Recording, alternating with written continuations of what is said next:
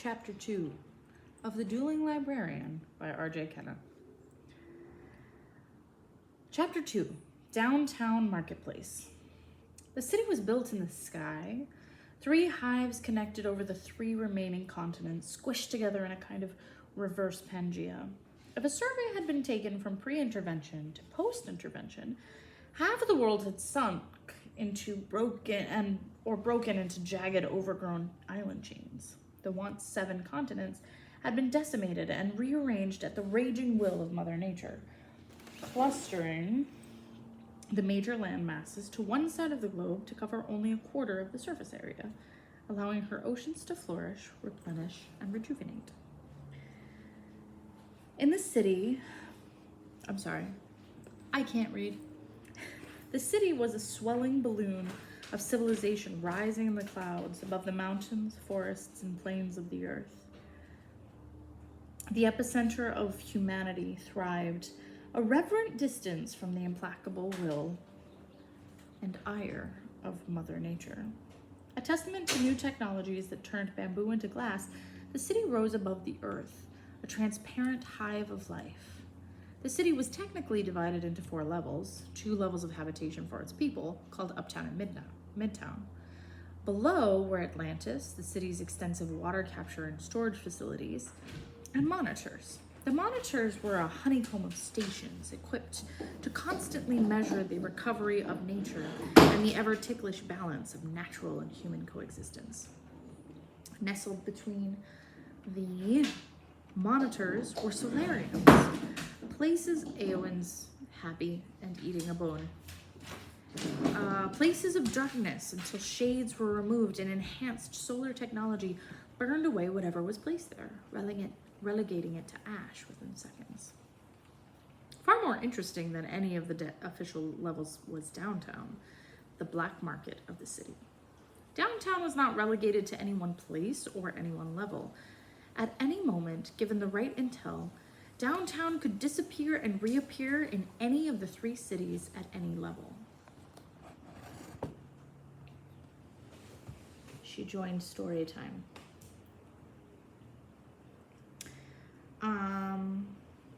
But while it resembled Frank Sinatra's floating crap game in Guys and Dolls, it mainly preferred to linger in the lower levels of the cities, hence the name. Presently, downtown was smushed into a too small corner of the monitor levels, crammed in the snaking, insulating corridors between the monitor stations themselves. Downtowners had learned early on to stay quiet. Sound traveled. A woman, hair piled high in the primitive extravagance of the messy bun, clothes reminiscent of Seaside's long lost to human experience, ducked and wove her way through the insulation and aqueducts, descending with purpose and swagger to downtown marketplace. The woman enjoyed the bustle of downtown. It reminded her forcibly of the old Eastern and Middle Eastern marketplaces represented in shows and books and like. A cacophony of color and movement, treasures and banalities. Everyone had something to trade or accomplish down here, and no one knew when they'd have to pack up and disappear before the collectors crashed. The one marked difference between the pre-intervention marketplaces and this one was the relative soundlessness of it all. Downtowners were renowned for their almost telepathic ability to read people in their lips. Sound was the only major sensuous element missing, however. Given the nature of all black markets, downtown had a rich supply of every other possible texture, taste, and aroma capable of inspiring a trade. Despite its obviously luxurious goods and experiences available for purchase or trade, downtown was a rough place. And like all historical black markets, it required a savvy to keep from getting lynched, betrayed, or robbed. To say it was cutthroat would be accurate, but mostly in a figurative way. Violence was still fairly new, thanks to the librarians' quick actions after the interventions. They understood that humans needed a steady diet of love and peace to help settle their nervous systems, and so they censored much of the good stuff. Gradually, After the research division had carefully determined the precise value and helpful application of violence, the librarians began to make more violent works available to the public. Like most governing revolutionaries, the ruling librarians hadn't anticipated the craftiness of a handful of librarians poking a hole in the perfect cistern of remaking human life and creating a drain for all those who weren't entirely satisfied with the peace and serenity of up and midtowns. Legend had it that the hedonists were the first to make the break. Their love of physical books, the smells and romance of drinking liquid whilst reading were intoxicating, and might have overwhelmed the good sense of those first intrepid rebels. The catalyst for this defection was actually the collection of books.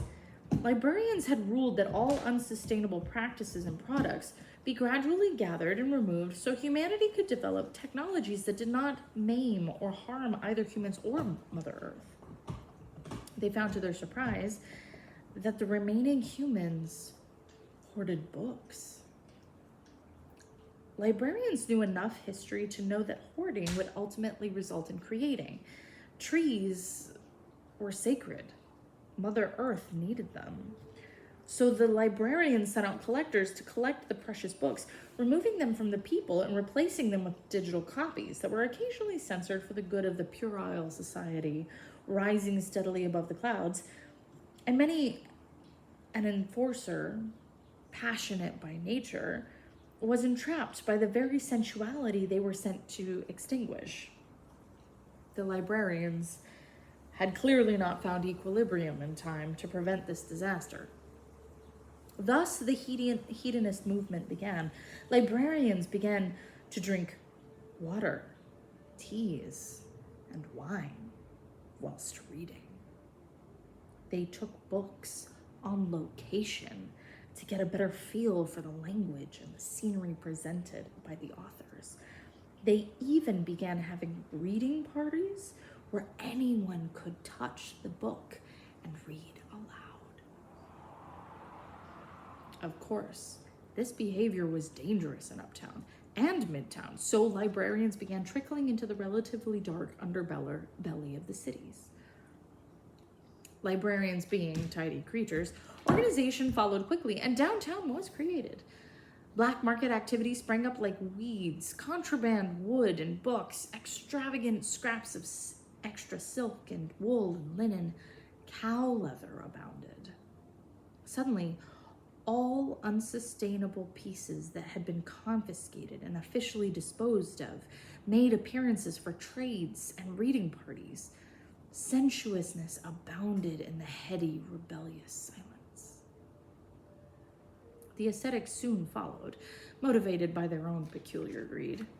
Pre-intervention people would have probably classified ascetics as archivists, antiquarians, and paleographers.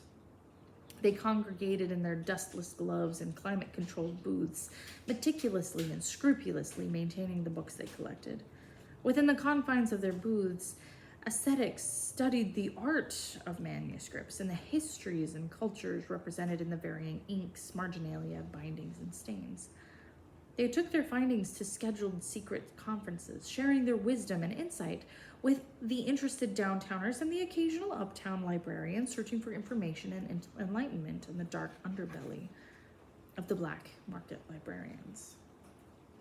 The rumors were that the ascetics had someone high up in their pocket because, by nature, ascetic booths were not easily or quickly moved.